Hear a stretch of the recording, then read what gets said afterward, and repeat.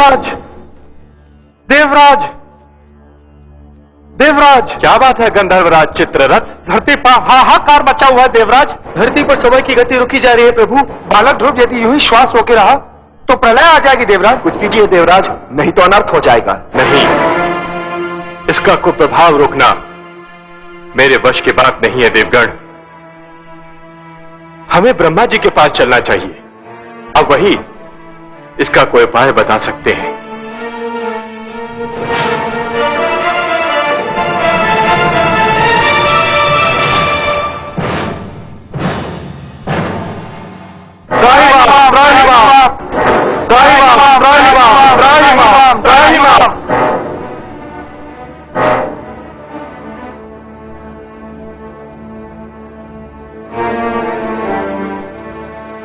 हे ब्रह्मदेव, कोई उपाय कीजिए, नहीं तो बालक ध्रुव के कारण अनर्थ हो जाएगा। उसने श्वास रोककर संसार की सारी गतिविधि ही रोक दी। यह स्थिति थोड़ी देर और रही तो संपूर्ण जगत का सर्वनाश हो जाएगा। जगत की रक्षा कीजिए भाग्य विधाता। मैं क्या कर सकता हूं देवराज? मैं अपनी सीमा लांघकर तो नहीं जा सकता। मैंने जगत की रचना कर दी, यही मेरी सीमा थी। जगत की रक्षा तो केवल वही विश्वाधार, पद्मनाभ, लक्ष्मीपति, करुणा सागर भगवान विष्णु ही कर सकते हैं। और फिर ध्रुव मेरा नाम तो नहीं जप रहा है कि मैं उसे शांत कर दूं। वो तो भगवान विष्णु के मंत्र का जाप कर रहा है।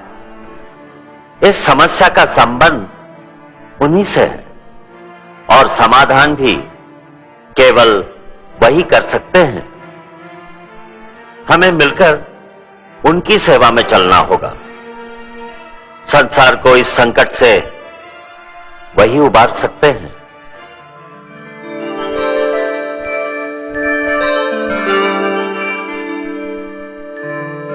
त्राहिमाम, त्राहिमाम, त्राहिमाम, त्राहिमाम। प्रणाम हे नारायण, हे लक्ष्मीपति, हे गोविंद, हे सर्वेश्वर, आपको कोटि कोटि प्रणाम। प्रणाम। हे त्रैलोकीनाथ, सृष्टि की रक्षा कीजिए, नहीं तो आपकी सृष्टि को प्रलय आने से पहले ही एक महाप्रलय नष्ट कर देगी। ध्रुव ने जब से श्वास रोककर द्वादशाक्षर मंत्र का जाप आरंभ किया है, सारे संसार में वायु की गति रुक गई है। प्राणियों के दम घुट रहे हैं प्रभु। ध्रुव को रोकना मेरे वश में नहीं है भगवान।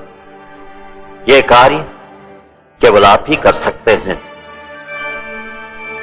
आप सृष्टि के रक्षक हैं, उसके पालनहार हैं। हम सब विनती करते हैं, आप ही ध्रुव की समस्या का कोई उपाय कीजिए प्रभु।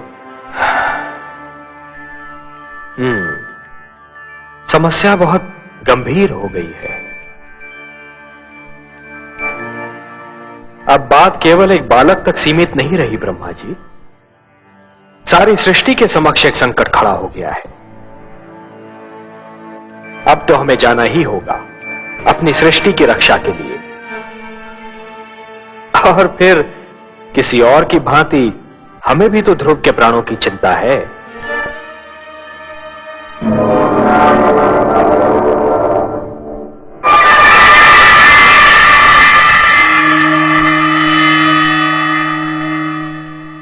वासुदेव, वासुदेव, आप कहां चले गए वासुदेव?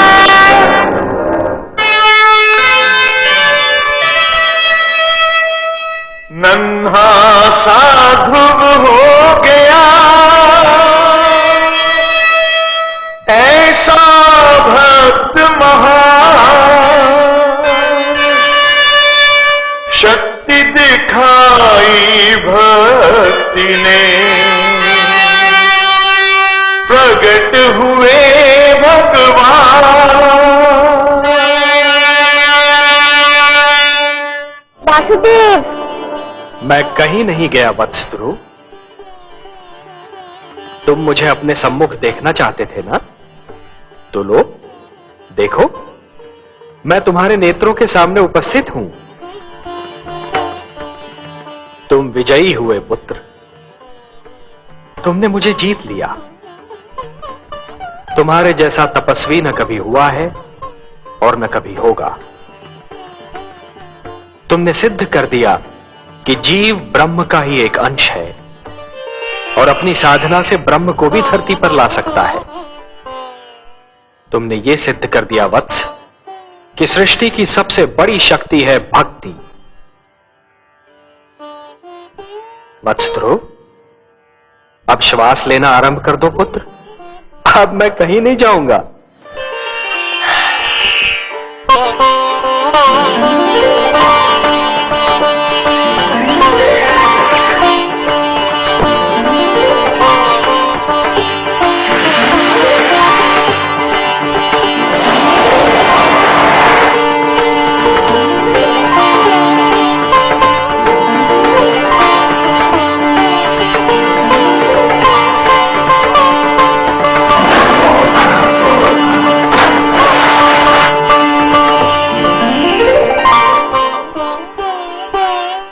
तुम मुझसे मिलना चाहते थे, मैंने तुम्हारी इच्छा पूर्ण कर दी।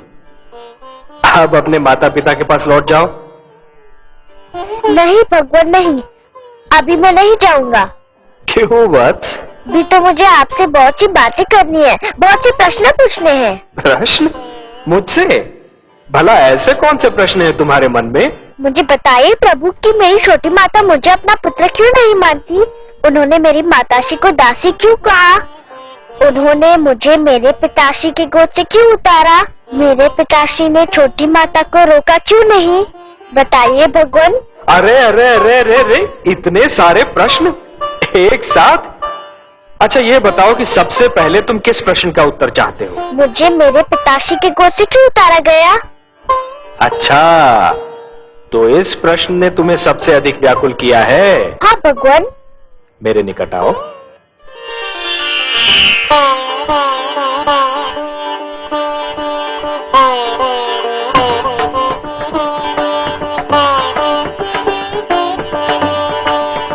और निकट आओ वत्स।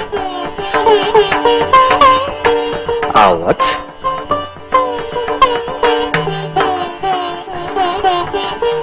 मेरी गोद में बैठ जाओ।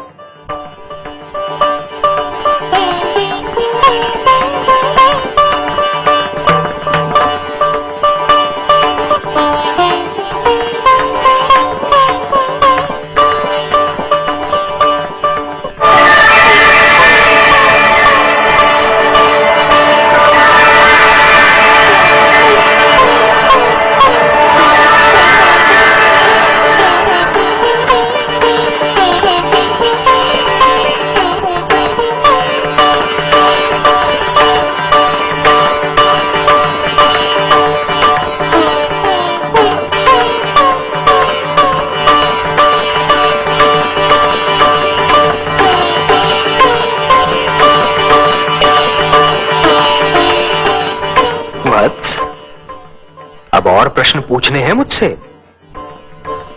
कुछ नहीं पूछना प्रभु, अब कुछ नहीं पूछना। अब तो मुझे हर प्रश्न का उत्तर मिल गया है। मेरे चारों ओर ज्ञान का प्रकाश फैला हुआ है। मैं वहाँ हूँ जहाँ केवल मैं हूँ और आप है।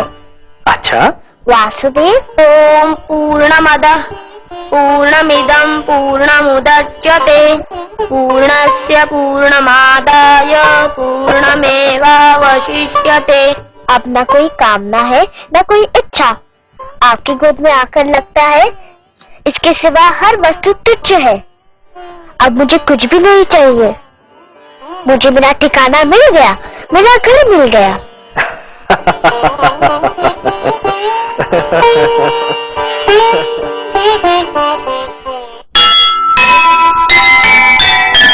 दुनिया ने देखी नहीं प्रभु से ऐसी प्रीत। नन्हे बालक ने लिया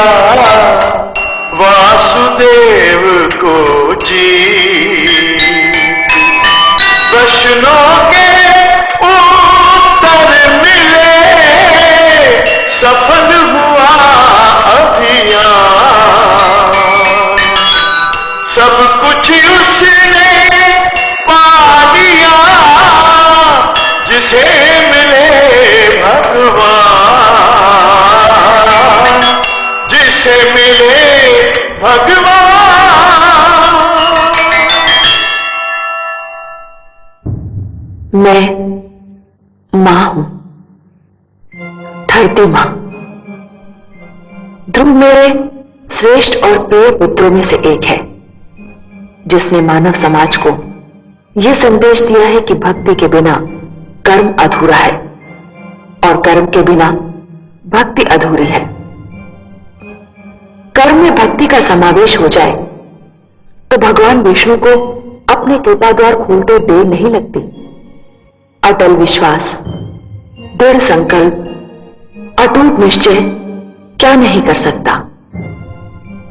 ध्रुव के रूप में मुझे मानव शक्ति की पहली झलक देखने को मिली। कितना आश्चर्यजनक है यह सत्य कि एक छोटे से बालक ने भगवान विष्णु को धरती पर आने पर विवश कर दिया। मुझे अनुमान हुआ कि मानव चाहे तो क्या नहीं कर सकता, परंतु क्या भगवान का धरती पर आ जाना ही पर्याप्त है, या उनके धरती पर आने से जो प्रकाश फैलता है उसे अपने मन में समेट लेना भी आवश्यक है। लगता है कि ध्रुव को इतने पर भी संतोष नहीं है। उसे उसका घर, उसका स्थान मिल गया। वो कुछ और भी चाहता है।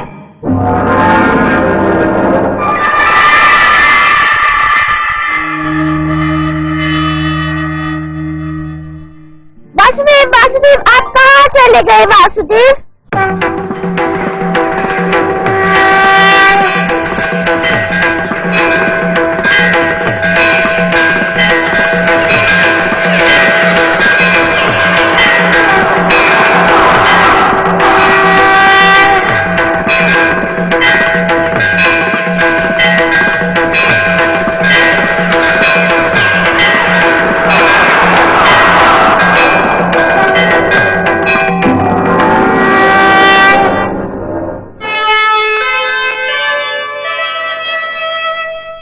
नन्हा सा ध्रुव हो गया,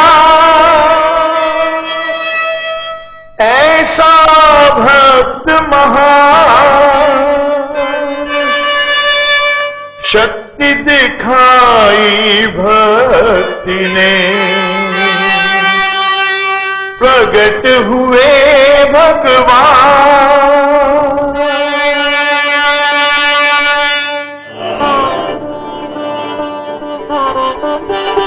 वासुदेव, मैं कहीं नहीं गया वत्स ध्रुव। तुम मुझे अपने सम्मुख देखना चाहते थे ना? तो लो, देखो, मैं तुम्हारे नेत्रों के सामने उपस्थित हूं। तुम विजयी हुए पुत्र। तुमने मुझे जीत लिया। तुम्हारे जैसा तपस्वी न कभी हुआ है और न कभी होगा। तुमने सिद्ध कर दिया कि जीव ब्रह्म का ही एक अंश है और अपनी साधना से ब्रह्म को भी धरती पर ला सकता है। तुमने यह सिद्ध कर दिया वत्स कि सृष्टि की सबसे बड़ी शक्ति है भक्ति। वत्स ध्रुव, अब श्वास लेना आरंभ कर दो पुत्र। अब मैं कहीं नहीं जाऊंगा।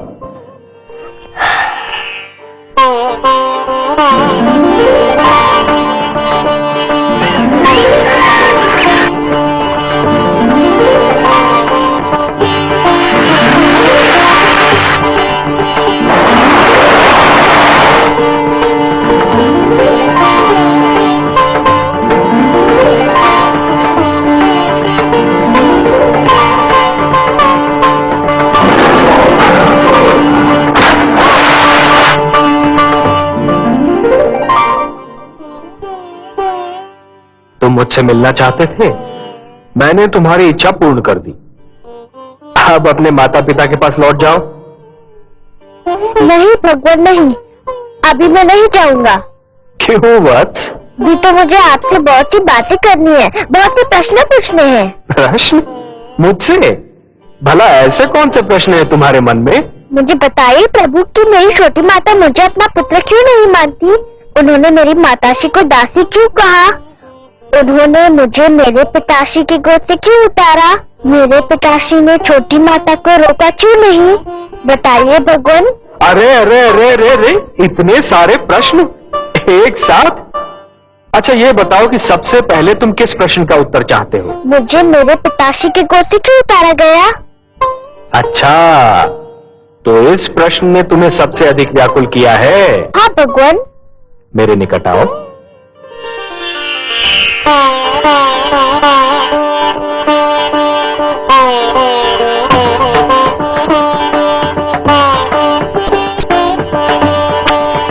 और निकट आओ वत्स।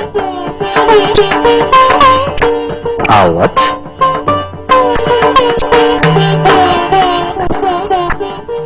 मेरे गोद में बैठ जाओ।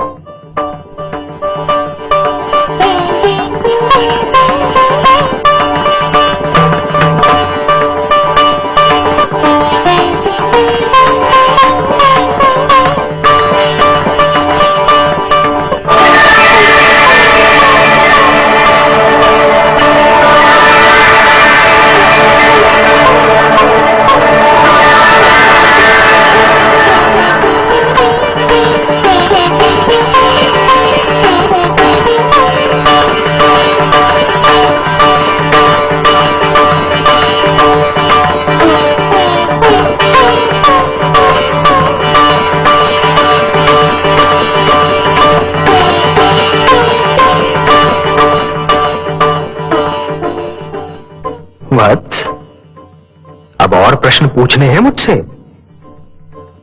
कुछ नहीं पूछना प्रभु, अब कुछ नहीं पूछना। अब तो मुझे हर प्रश्न का उत्तर मिल गया है। मेरे चारों ओर ज्ञान का प्रकाश फैला हुआ है। मैं वहाँ हूँ जहाँ केवल मैं हूँ और आप है। अच्छा, वासुदेव। ओम पूर्णमदः पूर्णमिदं पूर्णात् पूर्णमुदच्यते पूर्णस्य पूर्णमादाय पूर्णमेवावशिष्यते। अब न कोई कामना है न कोई इच्छा। आपकी गोद में आकर लगता है इसके सिवा हर वस्तु तुच्छ है। अब मुझे कुछ भी नहीं चाहिए। मुझे मेरा ठिकाना मिल गया, मेरा घर मिल गया।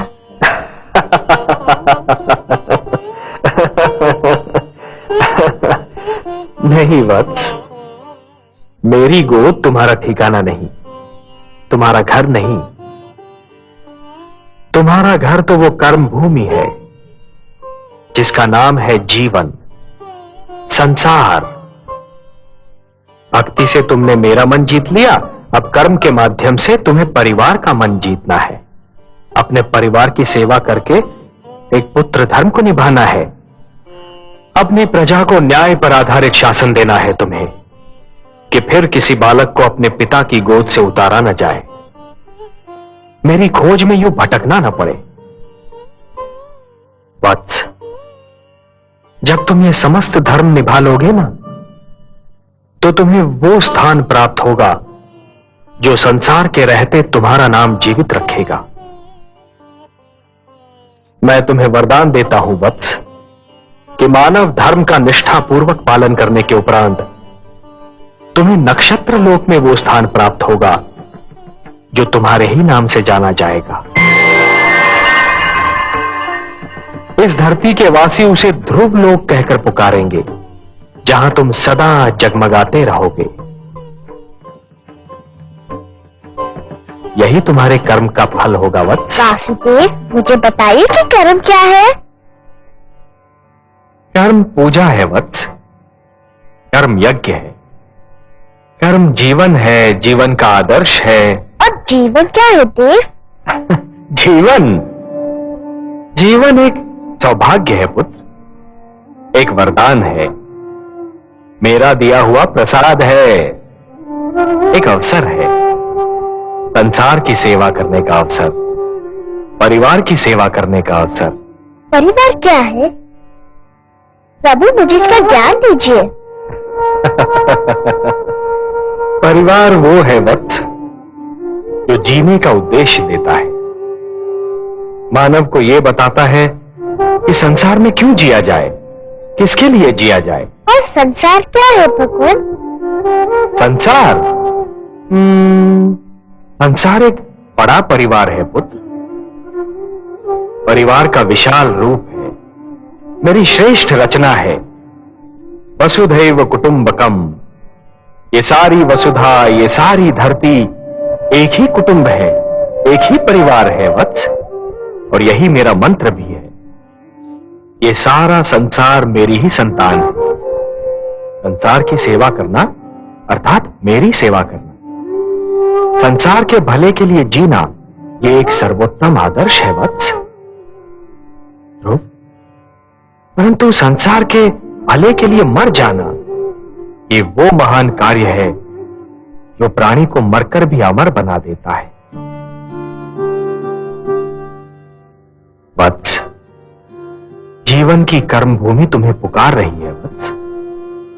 तुम्हारा परिवार तुम्हारी राह देख रहा है। जब तुम अपने परिवार का कल्याण करोगे, तभी समाज का कल्याण होगा, और जब समाज का कल्याण होगा, तभी सारे संसार का कल्याण होगा वत्स। यही विधि का विधान है। जाओ वत्स, अपने कर्म की ओर बढ़ो, जीवन में उतरो, संसार में प्रवेश करो। यशस्वी भव। यशस्वी भव। प्रणाम वासुदेव, आपने मुझे धर्म, कर्म, जीवन, मृत्यु सबके अर्थ बता दिए। आपको कोटि कोटि प्रणाम। आयुष्मान भव पुत्र, आयुष्मान भव।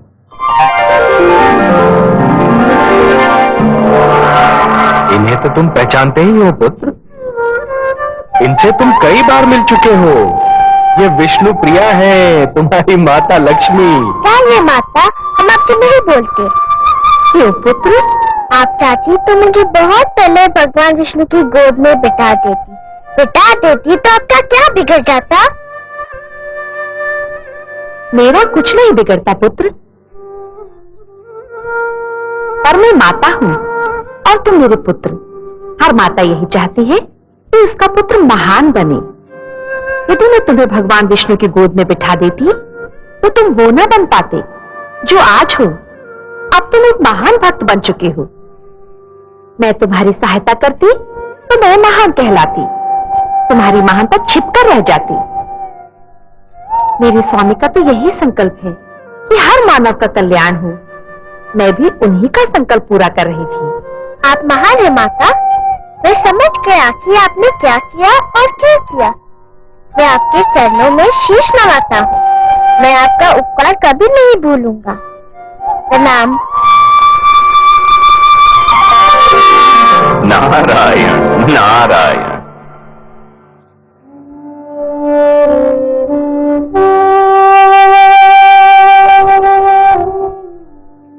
गुरुदेव, देखिए देखिए क्या चमत्कार हो गया। यह भगवान विष्णु है और लक्ष्मी माता। ये सब मुझसे मिलने आए हैं। सब आप ही के कारण हुआ, आप ही की कृपा से हुआ। आप महान है गुरुदेव। नहीं पुत्र, तुम महान हो। तुमने अपनी भक्ति से ब्रह्मा का लेख बदल दिया। नहीं गुरुदेव, आपका मार्गदर्शक मुझे न मिलता तो ये सब कैसे होता? ध्रुव ठीक कह रहा है देवर्षि। गुरु तो भगवान से भी बड़ा होता है। गुरुर ब्रह्मा गुरुर विष्णु गुरुर्देवो महेश्वरः गुरु साक्षात परब्रह्म तस्मै श्री गुरवे नमः। यशस्वी भव पुत्र। प्रभु, यदि आपकी और माता की अनुमति हो तो मैं वत्स ध्रुव को महाराज उत्तानपाद की राजधानी पहुंचा दूं। नहीं देवर्षि, आप अकेले नहीं जाएंगे। ध्रुव को विदा करने हम सब साथ मिलकर जाएंगे।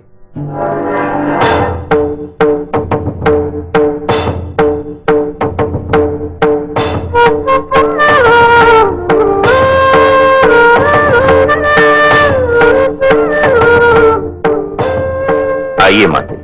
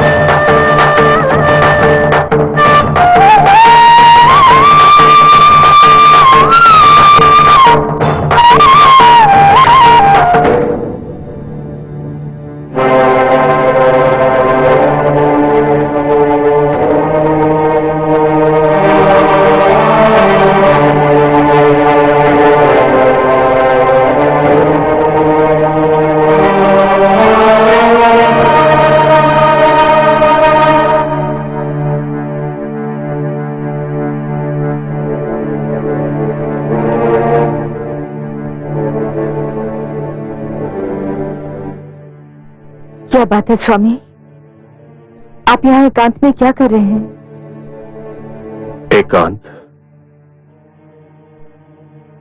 एकांत के सिवा मेरे जीवन में राह क्या है? महारानी सुनीति, लोग तो कहते हैं कि एकांत में मन को शांति मिलती है, पर यह एकांत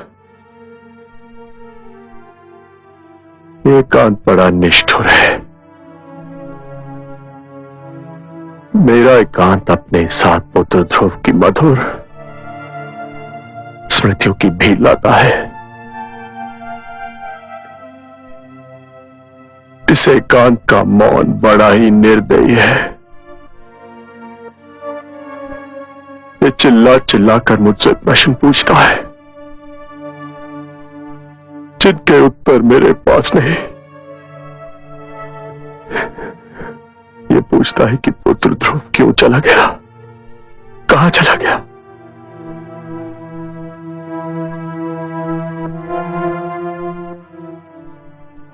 इस एकांत का हर जाता हुआ पल मुझ पर दोष लगाकर जाता है कि मैंने अपने ही हाथों से अपने संसार में आग लगाई थी,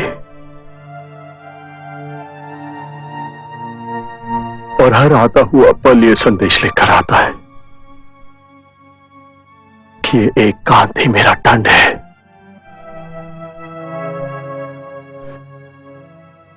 पुत्र ध्रुव के बिना मेरा जीवन अभिशाप बन गया है, और यह अभिशाप मुझे जीवन भर भोगना है, जीवन भर भोगना है।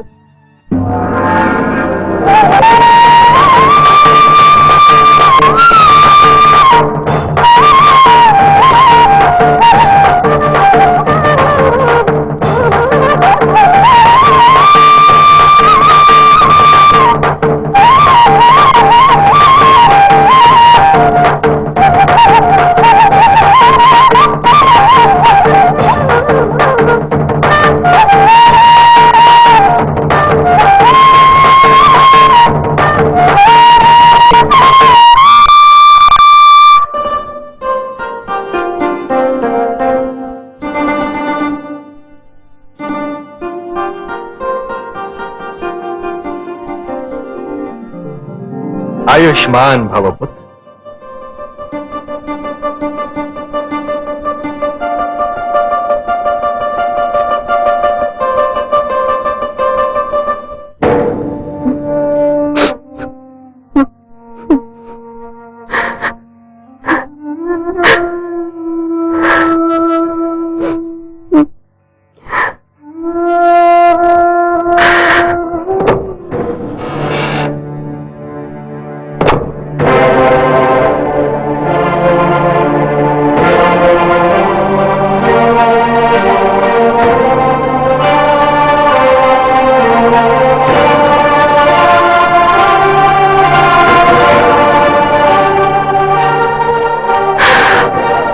प्रणाम माते। हाँ, मैं आपको धन्यवाद देने आया हूँ। धन्यवाद? मुझे? मैंने ऐसा कौन सा शुभ कार्य किया है तो तुम मुझे धन्यवाद देने आए हो? आपने जो मुझ पर उपकार किया। उपकार नहीं किया पुत्र, मैंने तुम पर अत्याचार किया है, अत्याचार किया है मैंने तुम पर।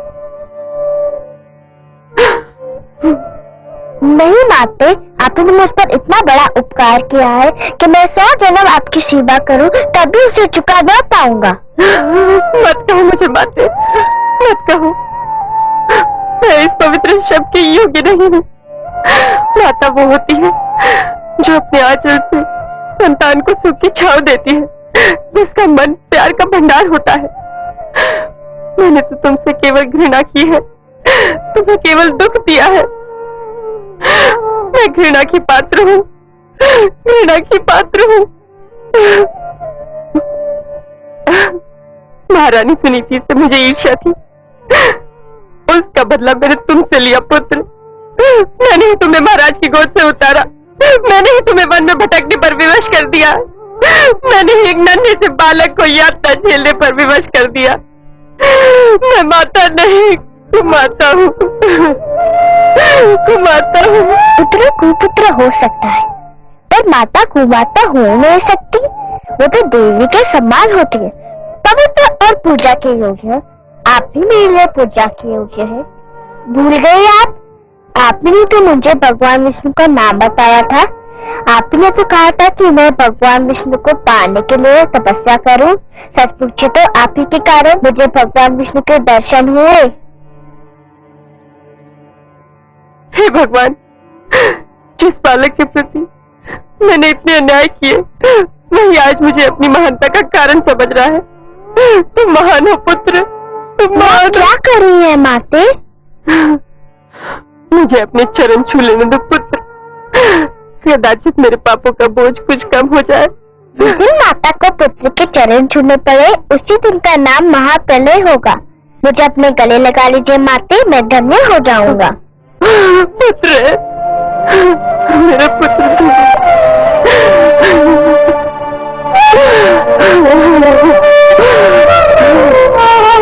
मेरा पुत्र।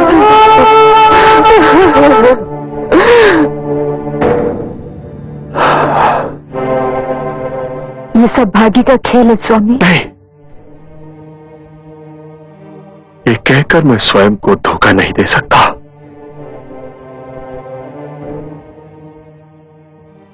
इन तर्कों से मेरे मन को शांति नहीं मिलती। यदि आज मैं पुत्र ध्रुव का मुख देखने को तरस रहा हूं, तो ये भाग्य का खेल नहीं, मेरे कर्मों का दुष्परिणाम है। जो कुछ भी हुआ मेरे ही तो कारण हुआ। मुझे तो लज्जा आती है अपने आप से, अपने जीवन से। ऐसा मत कहिए स्वामी, ऐसा मत कहिए। माना आज हमारा जीवन अंधेरी रात्रि है, किंतु रात्रि कोई भी हो, किसी न किसी ढंग से अवश्य ढल जाती है। कब ढलेगी ये रात्रि? कब होगी भोर? क्या सवेरा तब होगा जब नेत्रों की ज्योति मर चुकी होगी, जब प्राणों के दीपक बुझ चुके होंगे। ऐसा नहीं होगा महाराज, दुख के दिन बीत चुके हैं। तुम क्यों आई हो? तुम्हें देखते ही मुझे सब अशुभ घटनाएं याद आ जाती हैं। ये सत्य है महाराज, मैंने आज तक जो भी किया अशुभ ही किया। मैंने कभी आपको कोई शुभ समाचार नहीं दिया, किंतु आज मैं आपको शुभ समाचार सुनाने आई हूँ महाराज। तुम और शुभ समाचार? बबूल के वृक्ष पर आम नहीं फलते सुरुचि। महाराज, भगवान विष्णु चाहे तो क्या नहीं हो सकता। ये देखिए। प्रणाम माते, प्रणाम पिताश्री।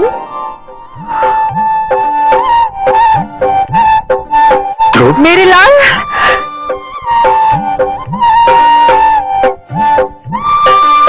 ध्रुव, ध्रुव, ध्रुव, कहाँ चला गया था तू? कहाँ चला गया था? ध्रुव, ध्रुव मेरे पुत्र। आपका लाल महान बन चुका है महारानी, इसे भगवान विष्णु स्वयं दर्शन दे चुके हैं। मेरे छोटे से भगवान, मुझे क्षमा कर दो। किंतु आपको भी किसी को क्षमा कर देना होगा। किसको क्षमा करना होगा? इन्हें, मेरी छोटी माता को। इसे? हाँ, इन्हें। ये न होती तो मुझे भगवान विष्णु के दर्शन कैसे होते? इन्हीं के कारण तो मैं भगवान विष्णु की खोज में निकला था। आओ माते।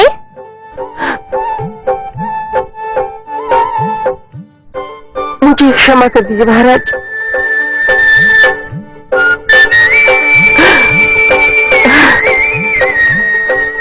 क्या कर रहे हो?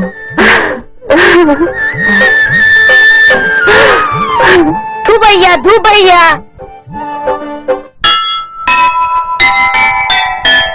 त्याग तपस्या भक्ति से जीत लिया भगवान। धन्य हुआ संसार सब पाकर भक्त महान। ऐसा था निश्चय अटल, ऐसा था विश्वास। ध्रुव ऐसा तारा बना, चमक उठा आकाश, चमक उठा आकाश।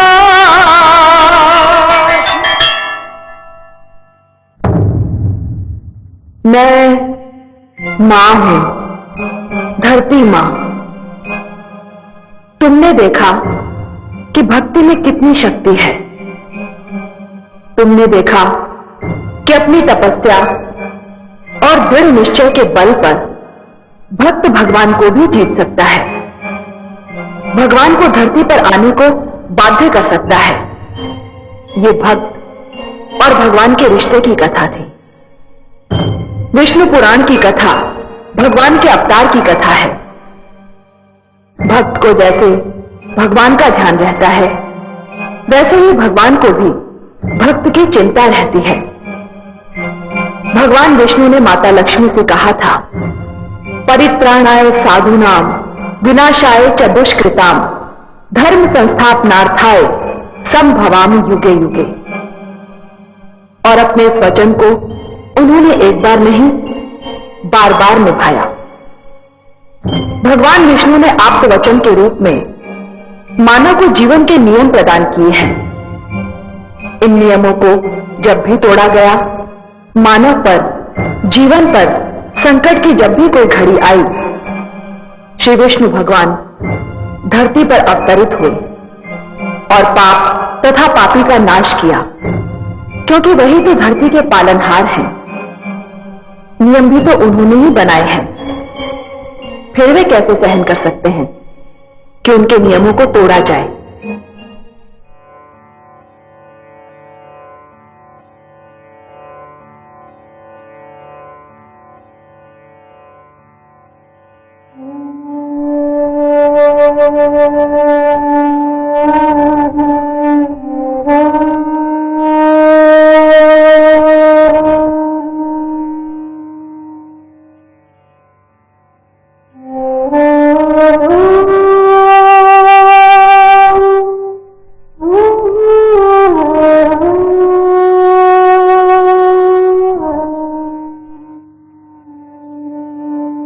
महादेवी, मैं तो समझ रहा था कि आपकी सारी चिंताओं का अब अंत हो चुका होगा। आपके पुत्र ध्रुव ने जो भी कामनाएं की थी वो सारी पूर्ण हो गई हैं, और जो वचन मैंने उसे दिए थे वो भी पूर्ण हो गए हैं। पर आप तो अब भी चिंता की मूर्ति बनी हुई है, क्या सोच रही हैं?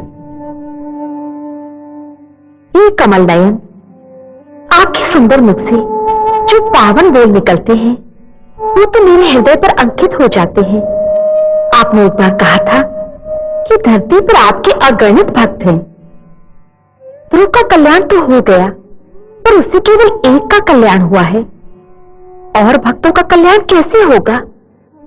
जो ज्ञान, जो प्रकाश ध्रुव को मिला, उस पर तो समस्त मानव जाति का अधिकार है। ये ज्ञान, ये प्रकाश उनको कैसे मिलेगा? ये जीवन के नियम उन्हें कौन बताएगा? वाह देवी वाह, आप केवल हमारी वामांगी नहीं हैं, आप तो हमारे विचारों की संगिनी भी हैं। आपने अभी जो कहा वास्तव में चिंता का विषय है, और हम आपके आभारी हैं कि आपने इस चिंता को व्यक्त कर दिया। मानव कल्याण ही तो हमारा परम उद्देश्य है। हमें ज्ञान का प्रकाश मानव तक पहुंचाने के लिए कुछ दीप प्रज्वलित करने होंगे।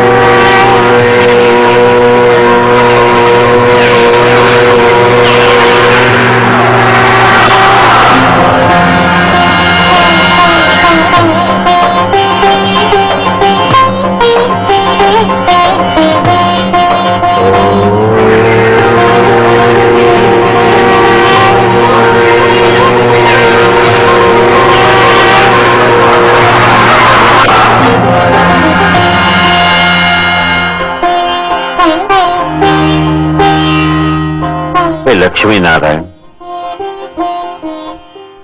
मेरे लिए क्या आदेश है? आज आपकी सभा में कुछ नवीन, अति सुंदर और महातेजस्वी पात्र दिखाई दे रहे हैं प्रभु, जिनके आज से पहले अभी दर्शन नहीं हुए। हे ब्रह्मा, ये आप्त वचन है, मेरी वाणी है। ये सारे ज्ञान के स्वरूप है। ज्ञान जो निश्चल होता है, पवित्र होता है, एक बालक के समान, और इसीलिए इन्हें बाल स्वरूप प्राप्त हुआ है। ब्रह्मा जी, विधाता को अपना परिचय दीजिए। हे ब्रह्मा, भगवान विष्णु ने मेरा नाम ऋग्वेद रखा है। हे प्रजापति, भगवान विष्णु ने मुझे यजुर्वेद का नाम दिया है। हे विधाता, भगवान विष्णु ने मुझे सामवेद कहकर पुकारा है। हे प्रभु, भगवान विष्णु से मुझे अथर्ववेद का नाम मिला है। हे त्रिलोकीनाथ, परिचय तो मिल गया, परंतु मेरे लिए इनकी रचना का उद्देश्य अब भी एक भेद बना हुआ है। कौन सी आवश्यकता इनकी रचना का कारण बन गई सर्वेश्वर? हे चतुरानंद, जिस सृष्टि का निर्माण आपने किया है, उसे चलाने का कार्यभार तो हम ही को मिला है ना? वो तो आप बहुत सुंदर ढंग से चला रहे हैं। आदि प्रजापति, हाँ, किंतु शिशु जब अपने पांव पर खड़ा होना और चलना सीख रहा होता है, तो हर पग पर उसके पांव डगमगाते हैं। उसे गिरने का भय होता है, तब उसे किसी उंगली या हाथ के संबल की आवश्यकता होती है। मानव जीवन भी अभी बस अपने पांव पर खड़ा होना और चलना सीख ही रहा है। ब्रह्मा जी, उसे भी किसी संबल की आवश्यकता है, ज्ञान की आवश्यकता है, प्रकाश की आवश्यकता है। और ये मेरे वेद, मेरी वाणी, मेरे आप्त वचन मानव की इसी आवश्यकता की पूर्ति करेंगे। आपकी जितनी भी प्रशंसा की जाए कम है। हे परम श्रेष्ठ, कितनी सुंदर कृतियां बनाई हैं आपने। इनके मुख से तो तेज की किरणें फूट रही है। हे विधाता, आपको तो ज्ञात ही है कि मानव मुझे कितना प्रिय है। मैं तो स्वयं मानव में अपनी छाया देखता हूं। मैं उसे वो ज्ञान देना चाहता हूं जो किसी और प्राणी के पास ना हो। मैं उसे वो विवेक देना चाहता हूं जो उसे श्रेष्ठता दे, समृद्धि दे। ये वेद मैंने मानव कल्याण के लिए रचे हैं। इसीलिए तो जगत आपको मंगलकारक कहता है। हे विश्वेश्वर, आपको सदैव मानव कल्याण का ध्यान रहता है। हे ब्रह्मा, मेरा मानव पर और मानव का मुझ पर अधिकार है। ये ऋग्वेद है। ऋग्वेद का संदेश है मनुर्भव, मनुष्य बनो। मनुष्य इसका निर्देश है। ऋग्वेद ईश्वर और मानव के संबंध की परिभाषा है। यह मानव को प्रार्थना के मंत्र सिखाएगा। ब्रह्मा जी, आप तो स्वयं दयामय हैं प्रभु, प्रार्थना और पूजा की आवश्यकताओं से परे। हे सर्वशक्तिमान, प्रार्थना का आपके लिए क्या महत्व है? हे ब्रह्मा, प्रार्थना का महत्व मेरे लिए नहीं है। प्रार्थना का महत्व तो मानव के लिए है, क्योंकि प्रार्थना झुकना सिखाती है। जिस प्रकार वृक्ष की डाली फलों से लद जाने पर झुक जाती है, उसी प्रकार जब मनुष्य को ज्ञान और समृद्धि मिले तो उसे झुक जाना चाहिए। जो सिर झुकता नहीं, उस सिर में अहंकार अपना डेरा डाल देता है। ऋग्वेद मानव को अहंकार से बचाएगा। ऋग्वेद मानव को यह सिखाएगा कि सिर किसके आगे झुकाना चाहिए और कैसे झुकाना चाहिए।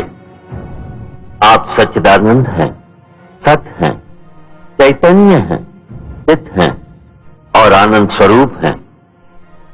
आपके विचार भी आप ही की भांति आनंददायक हैं नीलकांत।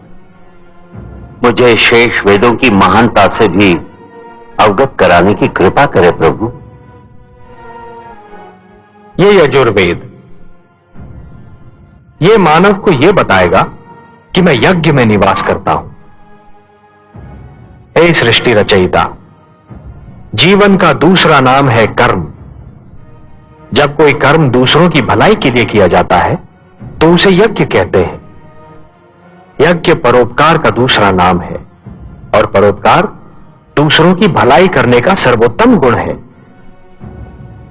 हे ब्रह्मा, जैसे एक रस्सी के बिना जल से भरा हुआ डोल कुएं से बाहर नहीं आ सकता, वैसे ही यज्ञ के बिना मानव जीवन भी अज्ञान के अंधकार से ज्ञान के उजाले में नहीं आ सकता। और यही संदेश देगा मानव को यह यजुर्वेद। मुझे सामवेद का ज्ञान भी दीजिए प्रभु। सामवेद? हे ब्रह्मा, आपकी सृष्टि के कण कण में संगीत बसा है। संगीत जो मन को मुग्ध कर देता है।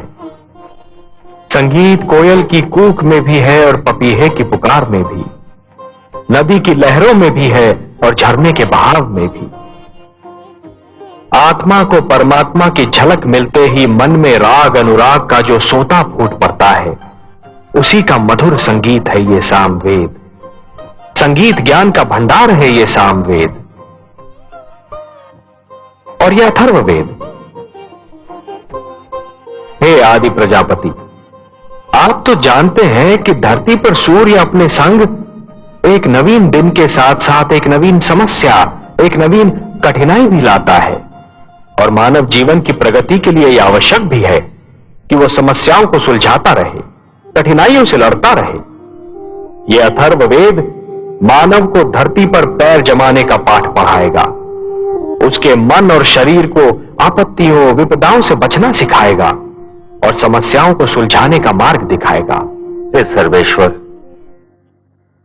ये वेद पाकर तो मानव धन्य हो जाएगा, वो श्रेष्ठ हो जाएगा। आप धन्य है प्रभु, धन्य है। अपने आप्त वचन के रूप में संसार को यह अनुपम भेंट दे रहे हैं। हे ब्रह्मा, यदि मानव ने इन वेदों की रक्षा की तो ये वेद भी मानव की रक्षा करेंगे। धर्मो रक्षति रक्षिता। मैं चाहता हूं कि मेरी वाणी को सुरक्षित रूप से आप मानव जाति तक पहुंचा दें। यह कार्य तो आप ही कर सकते हैं ब्रह्मा जी। मैं आपके आदेश का सहर्ष पालन करूंगा सर्वेश्वर। हे ज्ञानकोश, आओ मेरे साथ।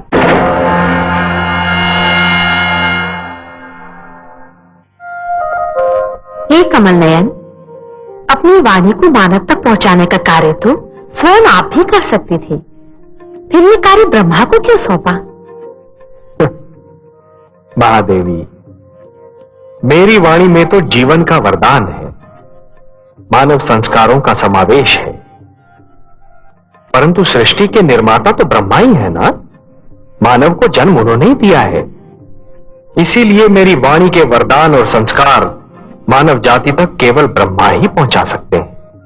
आप जो भी करते हैं मानव कल्याण के लिए ही करते हैं।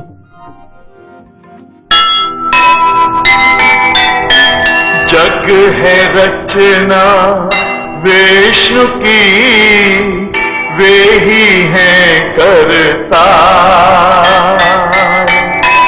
सबकी है चिंता उन्हें, वे हैं पालनहार।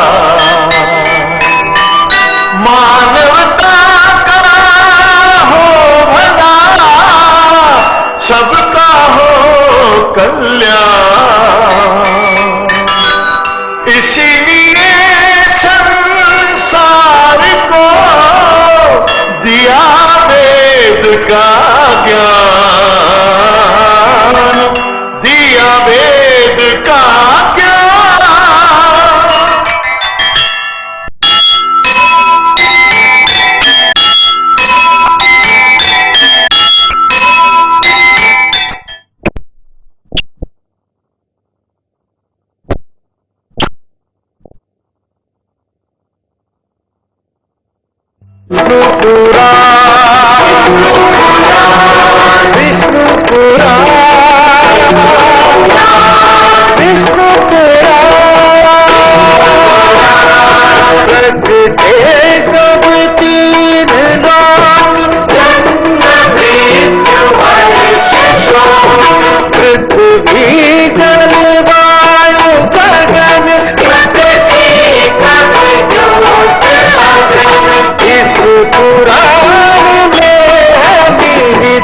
जप तप और योग ध्यान विष्णु पुराण,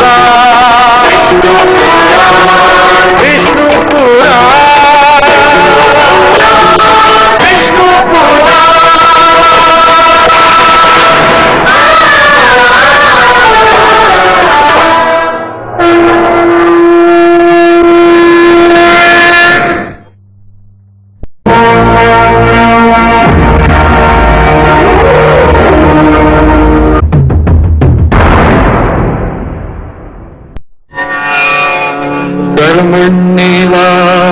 कर्मण्येवाधिकारस्ते मा फलेषु कदाचन मा कर्मफलहेतुर्भो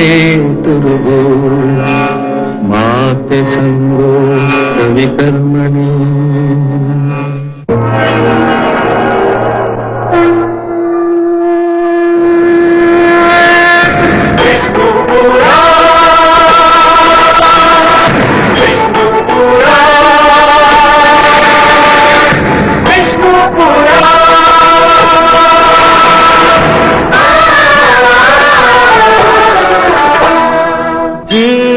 ज्ञान ब्रह्म ज्ञान अथ श्री विष्णु पुराण।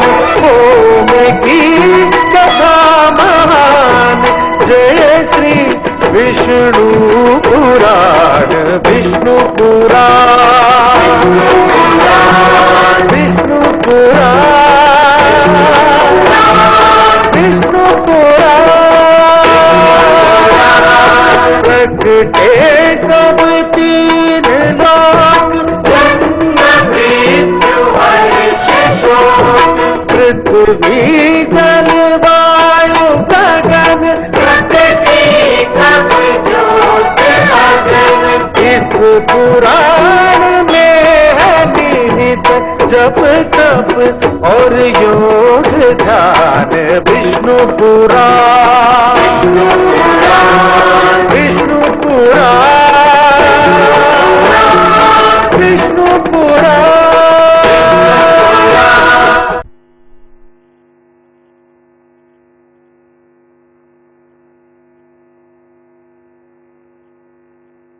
मैं मां हूं, धरती मां। संसार और जीवन का निरंतर विस्तार हो रहा था। मेरे वासुदेव ने मानव कल्याण के लिए 4 वेदों को अपने मुख से जन्म दिया। दूसरी ओर ब्रह्मा सृष्टि का विस्तार कर रहे थे। उन्होंने अपनी सहायता के लिए प्रजापतियों की रचना की। उनमें एक ऋषि कश्यप थे। ऋषि कश्यप की 3 पत्नियां थीं, अदिति, दिति और दनु। अदिति की संतान माता के दिए हुए सुंदर संस्कारों के कारण देवता कहलाई। दिति और दनु अच्छी माताएं नहीं सिद्ध हुई, इसलिए उनकी संतानें भी अच्छी नहीं निकली। उनके संस्कारों के कारण उनकी संतानें क्रमशः असुर और दानव कहलाईं। इनमें दिति का पुत्र हैग्रीव घोड़े जैसे मुंह वाला मानव संस्कृति का सबसे बड़ा शत्रु था। यह संकट हर युग में रहा है कि बुरे लोग अच्छे नहीं बनना चाहते, बल्कि अच्छों को हानि पहुंचाना चाहते हैं, अच्छाई को मिटाना चाहते हैं। मुझे इसलिए हैग्रीव और उसके इरादों से डर लग रहा है। पर आज एक ऐसा दिन है जब मुझे डर से अधिक इस हर्ष का अनुभव हो रहा है कि आज एक योग्य संतान अपनी माता को सम्मान देने वाली है। ऐसा समारोह होने जा रहा है जिसमें भाग लेने को स्वयं भगवान विष्णु और माता लक्ष्मी भी व्याकुल हैं। महादेवी। जी परमेश्वर। हमें देवलोक चलना है। देवलोक? ये अचानक देवलोक जाने का निश्चय? आज देवलोक में देव माता अदिति का अभिनंदन है देवी, और आप तो हमारे विचारों से भलीभांति परिचित हैं। आप जानती हैं कि नारी का सम्मान हमारी दृष्टि में कितना महत्व रखता है। जानती हो परमश्रेष्ठ, जहाँ नारी का सम्मान होता है वहाँ आपका निवास होता है। हाँ देवी, यत्र नार्यस्तु पूज्यन्ते रमन्ते तत्र देवताः, और इसीलिए हमारा वहां उपस्थित रहना अनिवार्य है। तो फिर चलिए कमल नयन, मुझे भी ऐसे अवसर पर उपस्थित रहकर हार्दिक प्रसन्नता होती है। आइए। माता अदिति की, माता अदिति की, माता अदिति की, माता अदिति की, माता अदिति की, माता अदिति की, माता अदिति की, माता अदिति की, माता अदिति की, माता अदिति की, माता अदिति की, माता अदिति की, माता अदिति की। अभिनंदन देव माता, अभिनंदन। आप एक आदर्श माता है, आदर्श पत्नी है, आदर्श नारी है। मेरा प्रणाम स्वीकार कीजिए। मैं तो आपको और माता लक्ष्मी को देखकर धन्य हो गई त्रिलोकीनाथ। मेरे लिए तो आज का दिन मेरे जीवन का सर्वश्रेष्ठ दिन है। तो मेरे लिए भी है देवी। आज आपको आपके योग्य पुत्र सम्मानित कर रहे हैं, और मेरे लिए वो दिवस सृष्टि का सबसे श्रेष्ठ दिवस होता है जब संतान माता का अभिनंदन करती है। और आपने तो ऋषि कश्यप के प्रति अपने पत्नी धर्म को और अपनी संतान के प्रति अपने मातृत्व के धर्म को इतनी निष्ठा और गरिमा से निभाया है कि समस्त संसार को आपसे सीख लेनी चाहिए। देव माता तो मुझे मेरे पुत्रों ने बना दिया है, जिन्हें संसार देवता कहकर पुकारता है। परंतु सत्य इससे सर्वथा विपरीत है देवी। अर्थात? सत्य यह है कि संसार आपके पुत्रों को देवता इसलिए कहता है कि आपने उन्हें वो सारे संस्कार दिए जिन्हें पाकर ये देवता हो गए। मैंने तो उन्हें केवल माता का प्रेम दिया है सर्वेश्वर।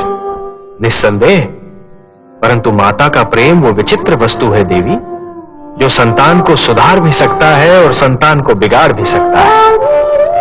आपने अपनी संतान को अच्छी शिक्षा दी, अच्छे आचार विचार दिए, अच्छाई और बुराई की पहचान कराई, जीवन जीने के ढंग सिखाए, उन्हें बुरी डगर पर चलने से रोका, उनकी हर भूल पर उन्हें टोका, और यही तो माता का वास्तविक प्रेम है। देवी, जिस प्रकार एक पौधे को अच्छे फलने फूलने के लिए सूर्य के प्रकाश, निर्मल जल और स्वच्छ वायु की आवश्यकता होती है, उसी प्रकार अपनी संतान को योग्य बनाने के लिए अच्छी शिक्षा, दीक्षा और मार्गदर्शन की आवश्यकता होती है, और यही तो सब आपने अपनी संतान को दिया। ये सब आप ही की कृपा है लक्ष्मी नारायण। नहीं देव माता, नहीं। जल को अपनी निर्मलता, वायु को अपनी शीतलता और पुष्प को अपनी सुगंध का ज्ञान नहीं होता। ये ज्ञान तो केवल उन्हीं को होता है जो जल को स्पर्श करते हैं, जो वायु का अनुभव करते हैं, जो पुष्प के समीप जाते हैं। हे देव माता अदिति, आप कितनी महान हैं, इसका अनुमान कदाचित आपको नहीं है, परंतु आपके पुत्रों को है, संसार को है, और मुझे है। बल्कि आपके मातृत्व को देखकर तो मुझ जैसा अजन्मा भी आपकी कोख से जन्म लेना चाहता। हे त्रिलोकीनाथ, आपके सुंदर मुख से ये मधुर वाणी सुनकर मेरे हृदय की जो दशा है उसका वर्णन करने के लिए मेरे पास शब्द ही नहीं है। मेरा मन प्रसन्नता से फूला नहीं समा रहा। आपकी माता कहलाने से बड़ी उपलब्धि और क्या हो सकती है? जिसे ये स्थान मिल जाए तो लोक में उसकी तुलना कोई नहीं कर सकता। तब हे देव माता अदिति, मैं आपको यह वचन देता हूं कि आपका पुत्र कहलाने का सौभाग्य अवश्य प्राप्त करूंगा। मैं धन्य हो गई त्रिलोकीनाथ। मैं उस दिन की प्रतीक्षा करूंगी। जाने की अनुमति दीजिए।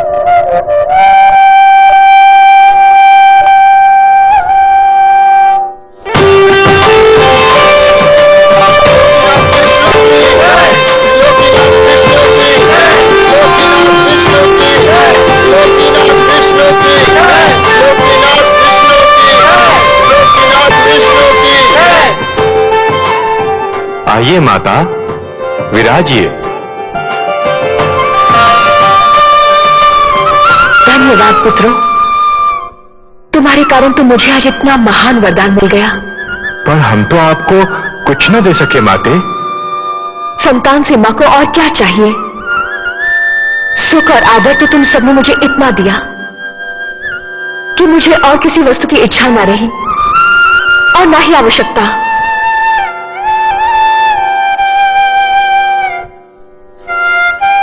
हम चाहते हैं कि हम आपकी और सेवा करें माते। हम चाहते हैं कि आप अब यहीं रहे देवलोक में। हाँ माते, अब आप यहीं रह जाइए।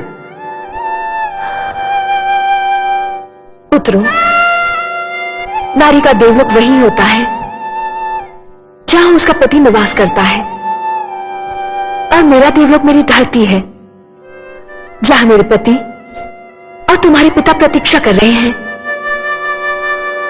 तुम सब तो हर पल मेरे साथ हो, क्योंकि मेरे मन में हो। मुझे भी सदैव अपने मन में रखो, मैं भी तुम्हारे साथ रहूंगी। मैं अब चलूंगी। मेरे देवता को यज्ञ के लिए मेरी प्रतीक्षा करनी पड़े, ये मेरे पत्नी धर्म के विरुद्ध है। मुझे अब चलना चाहिए।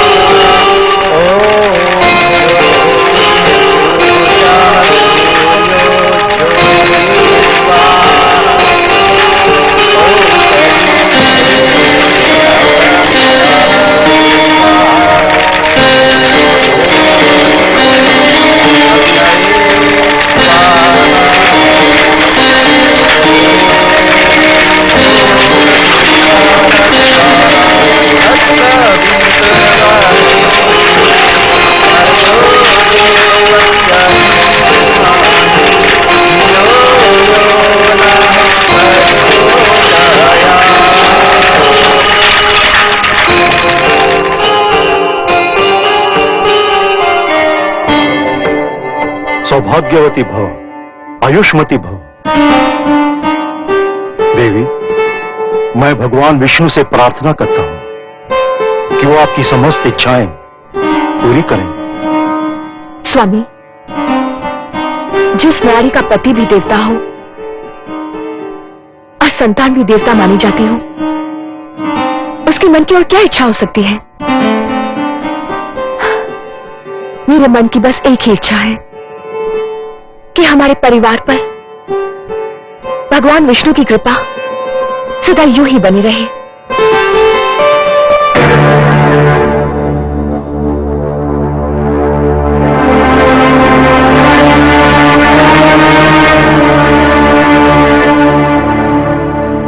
आप दोनों अब आ रही हैं, जबकि यह यज्ञ संपन्न हो चुका है। हमें क्षमा कर दीजिए स्वामी। क्षमा क्षमा करने के अतिरिक्त और मैं कर ही क्या सकता हूं? देवी, आप मेरी पत्नी हैं, मेरी संतान की मां।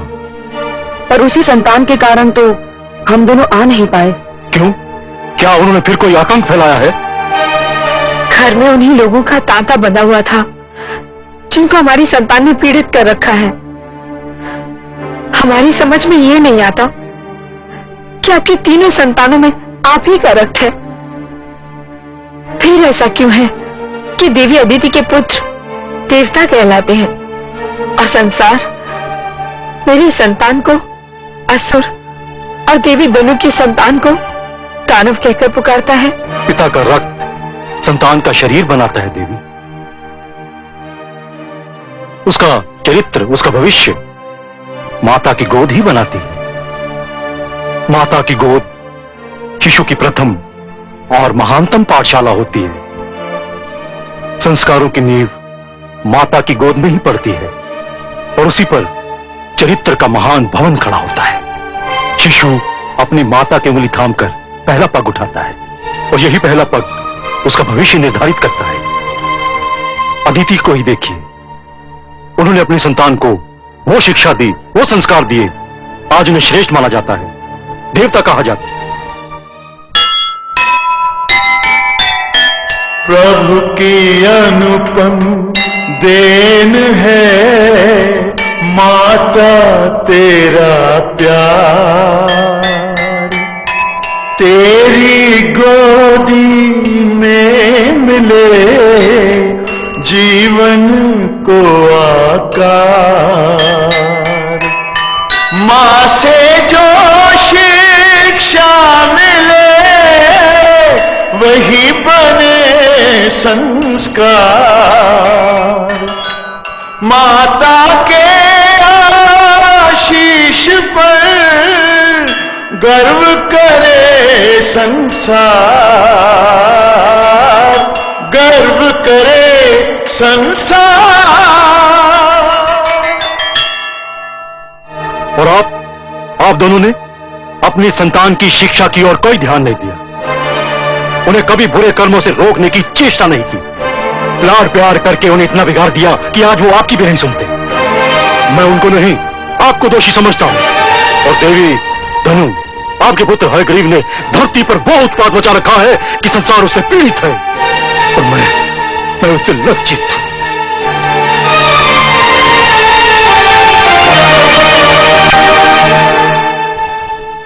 स्वामी,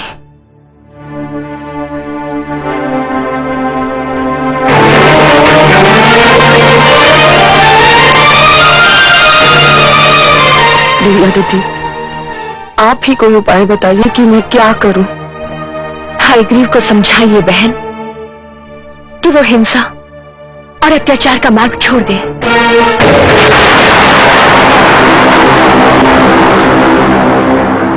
नहीं होने दूंगा मैं मानव कल्याण। नहीं पुत्र हयग्रीव, नहीं, मेरी बात सुन। नहीं मां, हमें देवताओं से ज्ञान नहीं मिलेगा, न्याय नहीं मिलेगा, उस समय तक नहीं मिलेगा जब तक हम स्वयं आगे बढ़कर उनसे ज्ञान और न्याय छीन न लें। भगवान विष्णु मानव को ज्ञान देकर हमसे अधिक शक्तिशाली बनाना चाहते हैं। मैं हयग्रीव उस ज्ञान का अपहरण करूंगा, उसे बंदी बनाकर रखूंगा। ज्ञान का यह प्रकाश मानव समाज तक कदापि नहीं पहुंचने दूंगा। मैं भगवान विष्णु को पराजित करूंगा, देवताओं को पराजित करूंगा, समस्त मानव जाति को पराजित करूंगा।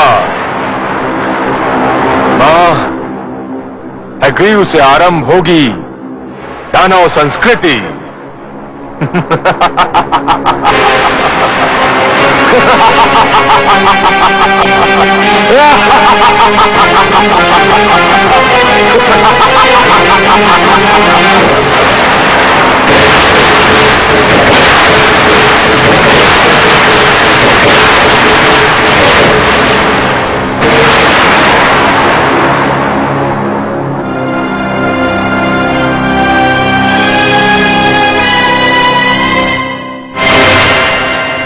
ऋग्वेद, यजुर्वेद, सामवेद, अथर्ववेद, मेरे निकट आइए।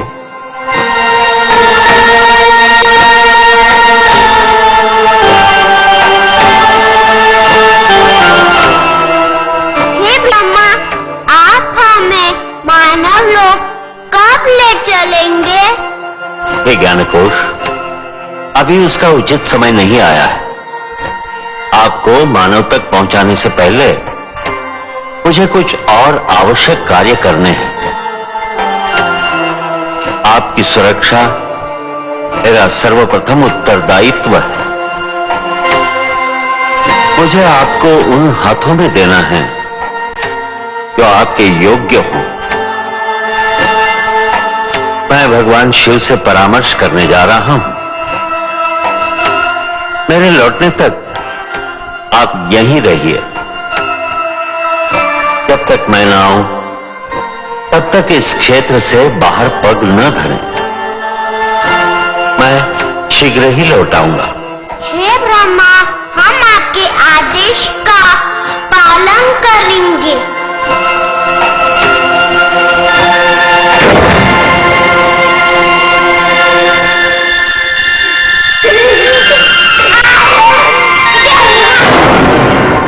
दानवराज हैग्रीव की, दानवराज हैग्रीव की, दानवराज हैग्रीव की, दानवराज हैग्रीव की, दानवराज हैग्रीव की, दानवराज हैग्रीव की, दानवराज हैग्रीव की, दानवराज हैग्रीव की, दानवराज हैग्रीव की, दानवराज हैग्रीव की।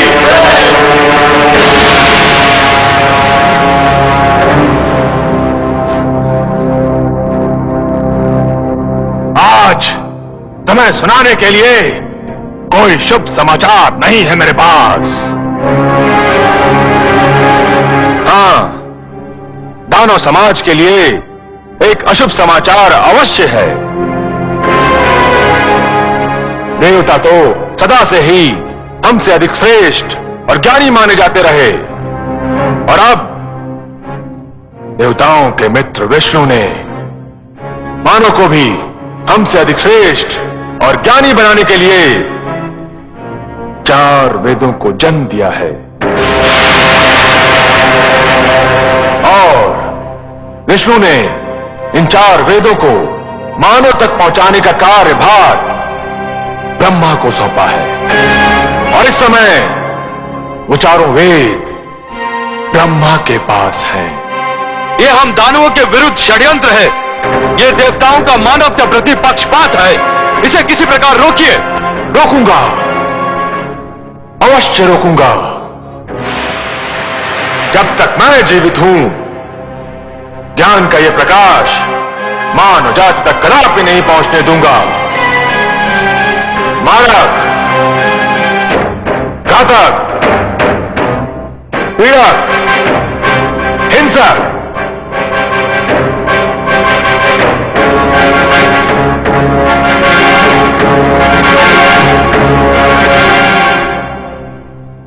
तुम चारों को अपनी शक्ति पर बड़ा गर्व है ना?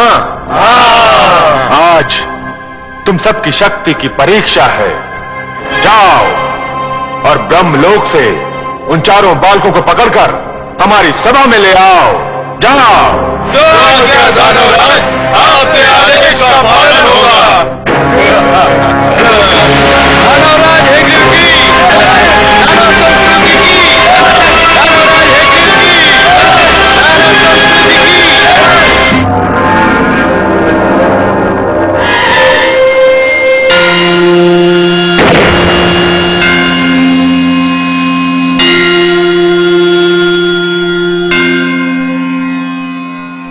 प्रणाम आदि प्रजापति ब्रह्मदेव। प्रणाम भोलेनाथ। शिवलोक पधारकर आपने मुझे धन्य किया। मैं आपसे कुछ परामर्श करना चाहता हूं शिव शंकर। आपको सहयोग देकर मुझे प्रसन्नता होगी। हे महेश, भगवान विष्णु ने 4 बालकों के रूप में अपनी वाणी मुझे सौंपी है और आदेश दिया है कि मैं इसे मानव तक पहुंचा दूं। ये तो आपके लिए कोई कठिन कार्य नहीं है। कठिन कार्य तो नहीं है, पर एक दुविधा ने मुझे आ घेरा है। दुविधा? और आपको? हाँ भोलेनाथ, आप तो भली भांति जानते हैं कि धरती पर क्या उत्पात मचा हुआ है। युद्ध, छल, कपट, भ्रष्टाचार, अत्याचार से धरती की दशा दयनीय हो गई है। एक मानव दूसरे मानव के रक्त का प्यासा हो रहा है। ऐसे मानव को भगवान विष्णु की दी हुई ये महान वाणी, यह अनुपम भेंट मैं कैसे सौंप सकता हूं भला? तो फिर आपने क्या निर्णय किया? कोई निर्णय लेने से पहले मेरे लिए आपकी स्वीकृति की आवश्यकता है। मेरी स्वीकृति? हाँ शिव शंकर, इस सृष्टि की रचना मैंने की है, परंतु इस सृष्टि में बहुत सी ऐसी वस्तुएं भी जन्म ले चुकी हैं जो अनचाही हैं। मैं इस सृष्टि में परिवर्तन चाहता हूं। भगवान विष्णु के आप्त वचन को मानव तक पहुंचाने से पहले मैं चाहता हूं कि धरती से कुरूपता, पाप, अन्याय तथा अवगुण का विनाश हो जाए।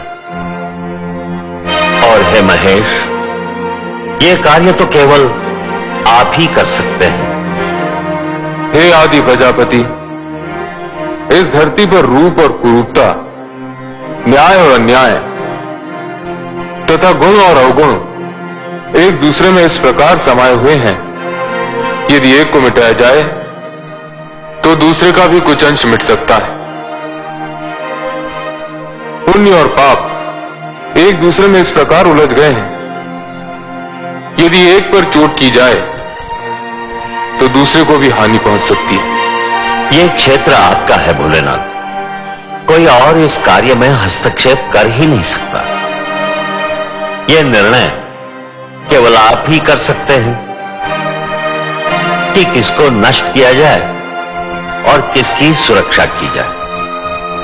आप जो निर्णय करेंगे वही उचित होगा, परंतु निर्णय तो आपको करना ही होगा। मुझे सोचने का अवसर दीजिए प्रभु।